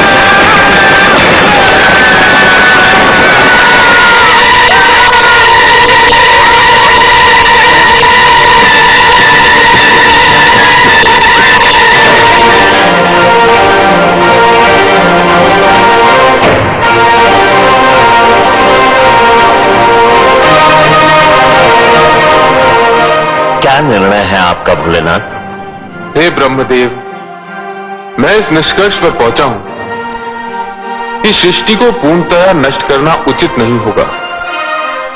धरती को बने अभी अधिक समय नहीं बीता है।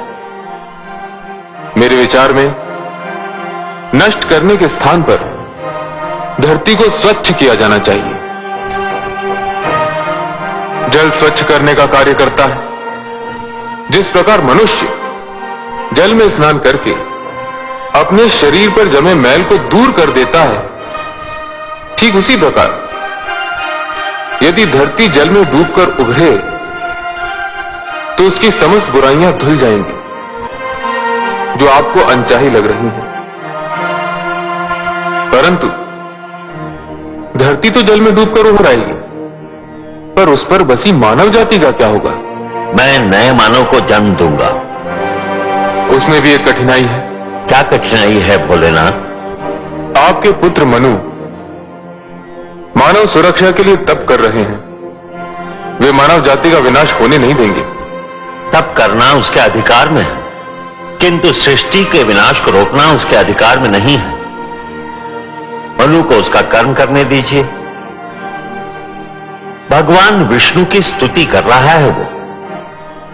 उसका और उसके तप का परिणाम भगवान विष्णु की इच्छा पर छोड़ दीजिए।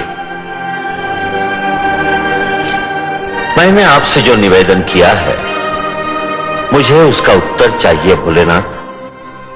उत्तर? उसका तो केवल एक ही उत्तर है। धरती पर जल प्लावन होगा। हे शिव, मैं आपको प्रणाम करता हूं।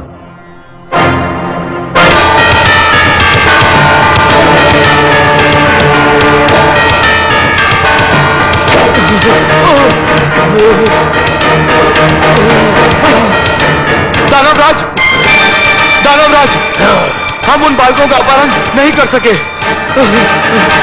3 दानव ब्रह्मलोक में मारे गए। मैं किसी प्रकार अपने प्राण बचाकर यहां पहुंचा हूं। कायर, तू भी वहीं क्यों नहीं जलकर भस्म हो गया? मैं भी मर जाता तो ये सूचना आपको कौन देता दानवराज? सूचना समाप्त हो चुकी ना, तो फिर अब तेरा कार्य भी समाप्त हो गया। अब तुझे जीवित रहने की कोई आवश्यकता नहीं।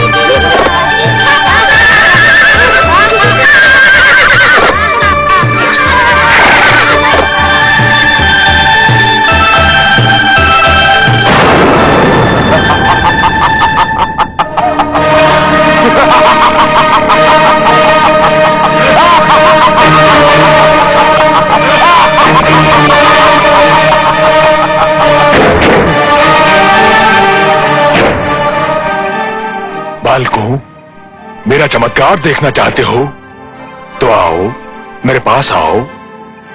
हम यहाँ से बाहर नहीं जा सकते। क्यों? क्यों नहीं आ सकते? भगवान ब्रह्मदेव का आदेश है कि हम इस क्षेत्र से बाहर पग भी न धरे। अरे वो तो महाकपटी है, तुमसे छल कर रहा है। ब्रह्मा जैसे महान देवता के लिए ऐसा शब्द मुख से निकालते हुए तुम्हें लज्जा नहीं आती? लज्जा?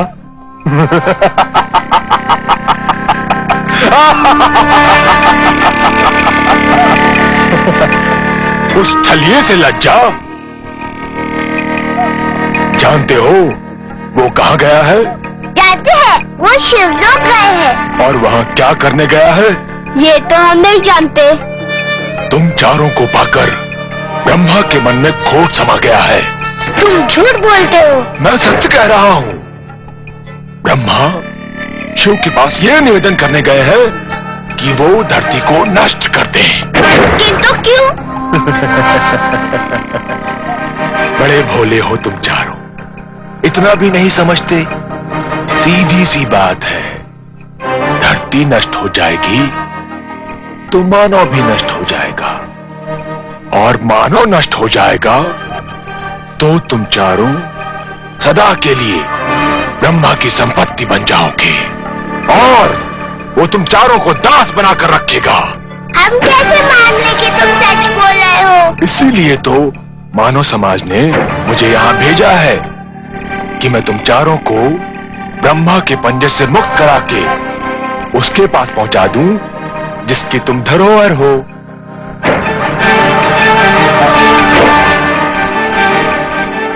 सोच क्या रहे हो? यदि ब्रह्मा आ गया तो कभी मुक्त नहीं हो पाओगे। जीवन भर उसके दास बनकर उसकी सेवा करते रहोगे।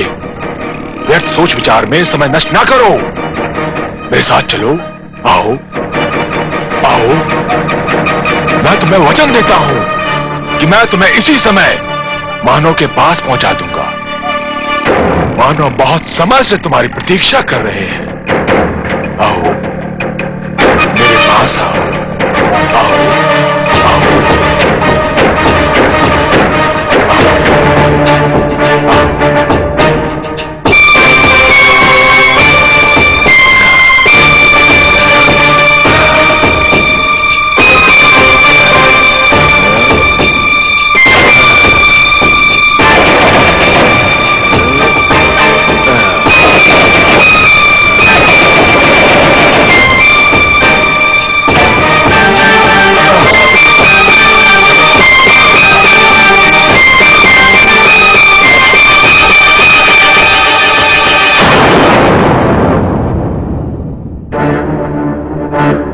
ऋग्वेद, यजुर्वेद, सामवेद, अथर्ववेद, कहां हो तुम? कहां हो?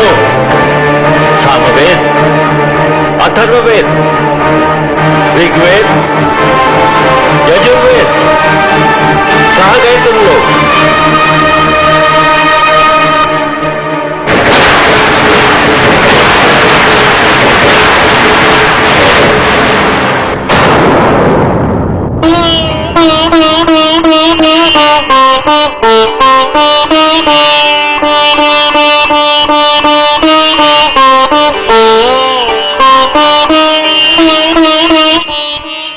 हे सर्वेश्वर, आपने अपनी जो धरोहर ब्रह्मा जी को सौंपी थी उसी को चुराकर ले गया है। देख रहा हूं देवी। किंतु आप तो योग निद्रा में थे। आपने ध्यानस्थ था देवी। निद्रा और ध्यान में बस थोड़ा सा ही तो अंतर होता है। निद्रा में शरीर के साथ साथ मस्तिष्क भी सो जाता है, और ध्यान में मस्तिष्क सचेत और पूर्ण रूप से जागा हुआ होता है। हे सर्वेश्वर, फिर आप शांत क्यों हैं? शांत इसलिए हूं कि मैं देखना चाहता हूं कि हयग्रीव मेरे आप्त वचन को कहां ले जा रहा है। जब तक पूरी घटना को देख न लिया जाए, समझ न लिया जाए, उसके परिणामों का अनुमान न लगा लिया जाए, तब तक कोई भी पग उठाना उचित नहीं होगा। शीघ्रता मानव की प्रवृत्ति है। मुझे इस घटना को पूर्णतया देख लेने दीजिए महादेवी।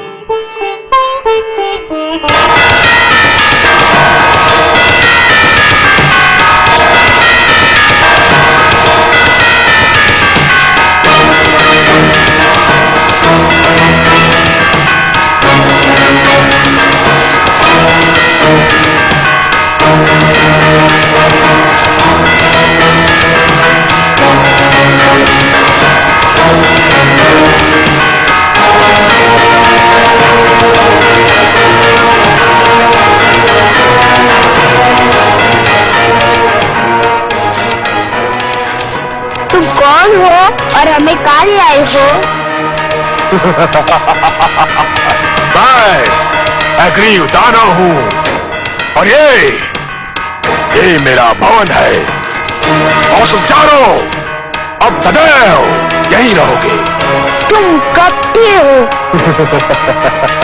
तुमने हमारे साथ क्या किया? तुम्हें अपने अधिकार में लेने के लिए मैं कुछ भी कर सकता था, पर भगवान ने हमें मानव के लिए बनाया है। हम मानव कल्याण के लिए रचे गए हैं। हमें मानव के पास जाना है। अब तुम कहीं नहीं जाओगे। बड़ी कठिनाई से तुम्हें प्राप्त किया है। अब देखता हूं मानव हमसे अधिक शक्तिशाली कैसे बनता है। तुमने हमें मुक्त नहीं किया तो भगवान विष्णु तुम्हारा सर्वनाश कर देंगे।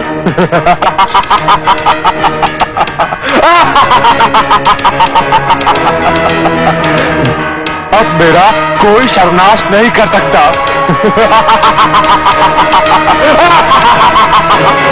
और यदि तुम में से किसी ने भी यहां से भागने का प्रयत्न किया तो तुम सबको नष्ट कर दूंगा।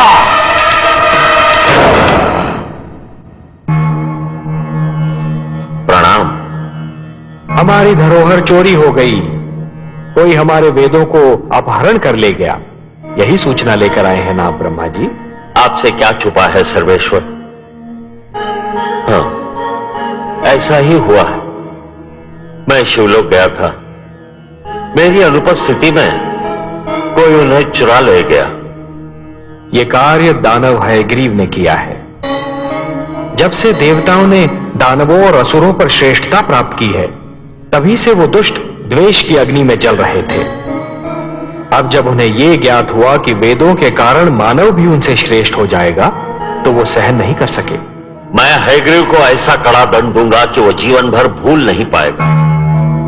ब्रह्मा जी, वेद मेरी वाणी है। मानव कल्याण के लिए उन्हें मैंने रचा था। उसने वस्तु मेरी चुराई है और इसीलिए अपने विरुद्ध किए गए अपराध का दंड भी उसे मैं ही दूंगा। परंतु आप निश्चिंत रहिए। काग अपनी चाल बदल लेने से हंस नहीं बन जाता। विष अपना रंग बदल लेने से अमृत नहीं हो सकता।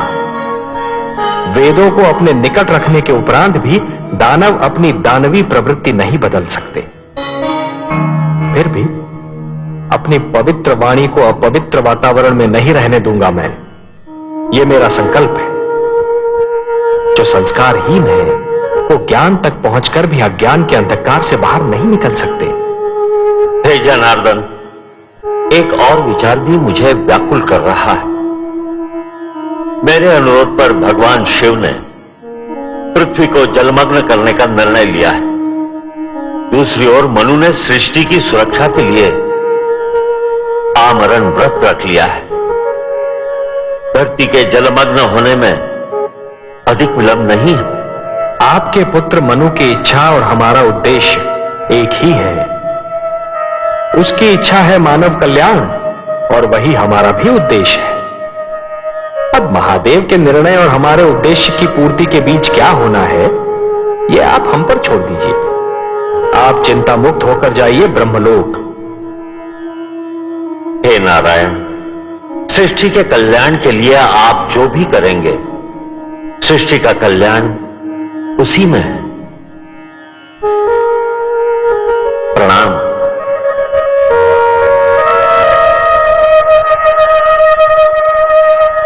हे प्रभु, अब क्या होगा? आप क्या करेंगे? ब्रह्मापुत्र मनु का क्या होगा? दानव हयग्रीव आपके ज्ञान को नष्ट करने पर तुला हुआ है और भगवान शिव ने पृथ्वी को जलमग्न करने का निर्णय ले लिया है। अब वही होगा देवी जो मेरा वचन है। मैं वचनबद्ध हूं कि जब भी कोई शक्ति मानवता के लिए संकट बनेगी तो मैं उसे अवश्य रोकूंगा। जिस प्रकार सूर्य अपना तेज बांटना नहीं छोड़ सकता, जिस प्रकार एक दीपक अपना प्रकाश फैलाना नहीं छोड़ सकता, उसी प्रकार मैं भी अपने वचन से मुख नहीं मोड़ सकता देवी। अब मेरे प्रथम अवतार का समय आ गया है देवी। मत्स्य अवतार, परित्राणाय साधूनाम विनाशाय च दुष्कृताम धर्म संस्थापनार्थाय संभवामि युगे युगे। देखा जब यह छल कपट सह न सके भगवान, दानव रोक ना पाएगा मानव का कल्याण। मानवता की नाव जो फंसे बीच मझधार, तभी विष्णु अवतार ले कर दे बेड़ा पार, कर दे बेड़ा पार। मैं मां हूं, धरती मां। हयग्रीव का दुर्भाग्य केवल ये नहीं है कि उसने भगवान विष्णु के आप्त वचनों को, ज्ञान को बंदी बना लिया है। उसका वास्तविक दुर्भाग्य ये है कि वो ज्ञान को इतना निकट पाकर भी ज्ञान से कोई लाभ नहीं उठा पा रहा है। ज्ञान से द्वेष करके कोई स्वयं ज्ञानी नहीं बन सकता। और यह तो हर युग में होगा कि कोई ना कोई वर्ग ज्ञान का मार्ग रोकने का प्रयत्न करेगा। वो ज्ञान और ज्ञानी से घृणा करेगा, पर स्वयं अपने मस्तिष्क को अज्ञान के अंधकार में डूबा रहने देगा। और जब ऐसा होगा तब दैवी शक्तियां उसे किसी न किसी रूप में दंडित अवश्य करेंगी। भगवान विष्णु का भी यही अभियान है। हे प्रभु, अब क्या होगा? आप क्या करेंगे? ब्रह्मापुत्र मनु का क्या होगा? दानव हयग्रीव आपके ज्ञान को नष्ट करने पर तुला हुआ है और भगवान शिव ने पृथ्वी को जलमग्न करने का निर्णय ले लिया है। अब वही होगा देवी जो मेरा वचन है। मैं वचनबद्ध हूं कि जब भी कोई शक्ति मानवता के लिए संकट बनेगी तो मैं उसे अवश्य रोकूंगा। जिस प्रकार सूर्य अपना तेज बांटना नहीं छोड़ सकता, जिस प्रकार एक दीपक अपना प्रकाश फैलाना नहीं छोड़ सकता, उसी प्रकार मैं भी अपने वचन से मुख नहीं मोड़ सकता देवी। अब मेरे प्रथम अवतार का समय आ गया है देवी। मत्स्य अवतार, परित्राणाय साधूनाम विनाशाय च दुष्कृताम धर्म संस्थापनार्थाय संभवामि युगे युगे। मत्स्य अवतार?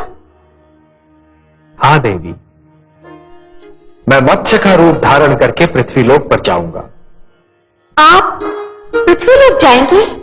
हाँ महादेवी। और मेरा क्या होगा? जब से आपने मेरी रचना की है, मैं आपके बिना एक पल भी नहीं रही हूं। आप ही तो कहते हैं कि मैं आपकी अर्धांगिनी हूं। आपकी बाएं भुजा में मेरा वास है। वामांगी हूं मैं आपकी, और आप मुझे ही छोड़कर जाने की बात कर रहे हैं। ये कमल नयन, मुझ पर दया कीजिए। एक क्षण भी मैं आपसे दूर नहीं रह सकती। ये सर्वश्रेष्ठ, हे नारायण, आपकी लक्ष्मी आपसे दूर नहीं रह पाएगी।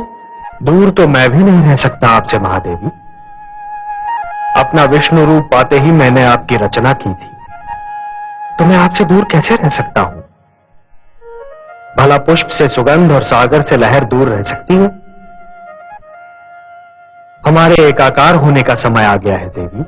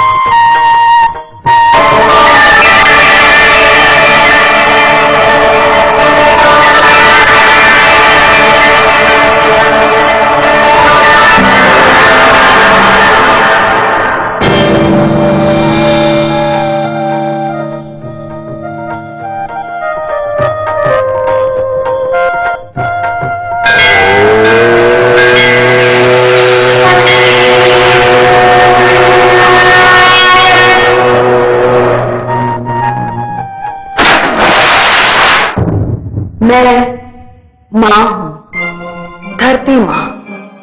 मैं जानती थी कि मानव कल्याण के लिए, अपने आप के वचन की रक्षा के लिए मेरे दीनदयाल भगवान श्री विष्णु मेरे आंगन को अवश्य पावन करेंगे। और यही हुआ। वासुदेव ने मछली का रूप धारण करके अपना पहला अवतार लिया।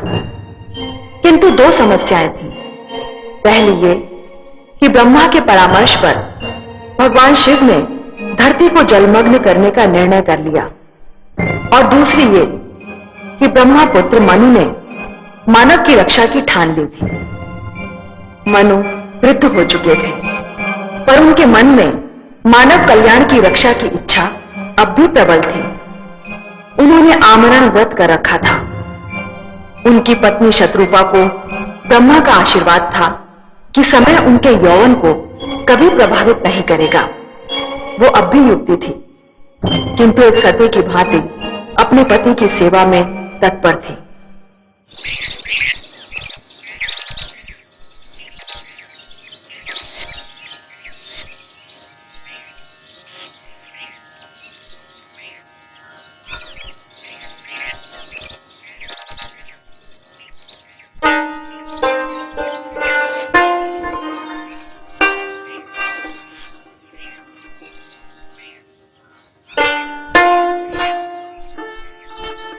आपकी संध्या तर्पण का समय हो गया है स्वामी।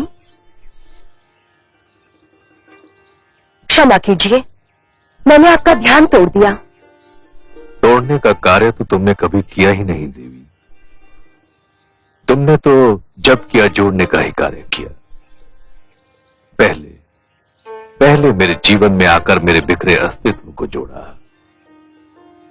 फिर मुझे संतान देकर मेरे परिवार को जोड़ा, और अब मेरे तप में मेरा साथ देकर मेरी आत्मा को परमात्मा से जोड़ रही हो। कभी कभी सोचता